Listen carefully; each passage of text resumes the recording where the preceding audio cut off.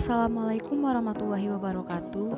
Perkenalkan, kami dari kelompok 7 yang beranggotakan 4 orang. Yang pertama yaitu ada Eritna Bernandes Putri NIM 18018123. Yang kedua yaitu ada Kafiza Sania NIM 18031107. Yang ketiga yaitu ada Tio Pendi NIM 18086220. Dan yang terakhir yaitu ada Selvira Purwati NIM 18031024. Langsung saja ke judul materi kita, yaitu teori belajar dan penerapannya dalam pembelajaran. Pengertian belajar menurut teori behavioristik.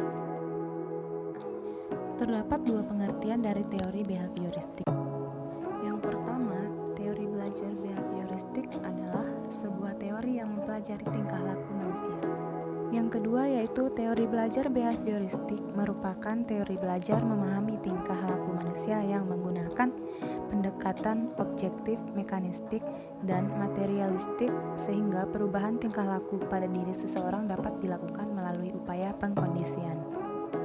Menurut teori belajar behavioristik, belajar merupakan suatu proses perubahan tingkah laku sebagai akibat dari interaksi antara stimulus dan respon. Belajar merupakan bentuk perubahan yang dialami siswa dalam hal kemampuannya untuk bertingkah laku dengan cara yang baru sebagai hasil dari interaksi stimulus dan respon. Contohnya, seorang anak mampu berhitung penjumlahan dan pengurangan. Meskipun dia belajar dengan giat, tetapi dia masih belum bisa mempraktekkan penjumlahannya.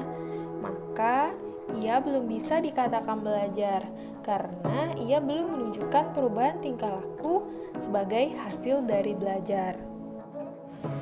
Prinsip-prinsip belajar menurut teori belajar behavioristik menekankan pada pengaruh lingkungan terhadap perubahan perilaku, menggunakan prinsip penguatan, yaitu untuk mengidentifikasi aspek paling diperlukan dalam pembelajaran dan untuk mengarahkan kondisi agar peserta didik dapat mencapai peningkatan yang diharapkan, mengidentifikasi karakteristik peserta didik untuk menetapkan pencapaian tujuan pembelajaran, lebih menekankan pada hasil belajar daripada proses pembelajaran. Penerapan teori belajar behavioristik dalam pembelajaran. Guru hendaknya memilih jenis stimulus yang tepat untuk diberikan kepada peserta didik agar dapat memberikan respon yang diharapkan. Guru hendaknya menentukan jenis respon yang harus dimunculkan oleh peserta didik. Guru perlu memberikan reward yang tepat untuk meningkatkan perilaku yang diharapkan muncul daripada peserta didik. Guru hendaknya segera memberikan umpan balik secara langsung sehingga si belajar dapat mengetahui apakah respon yang diberikan telah benar atau belum. Metode yang dapat digunakan guru dalam pembelajaran ada banyak sekali. Salah satu di antaranya yaitu metode ceramah dan metode demonstrasi.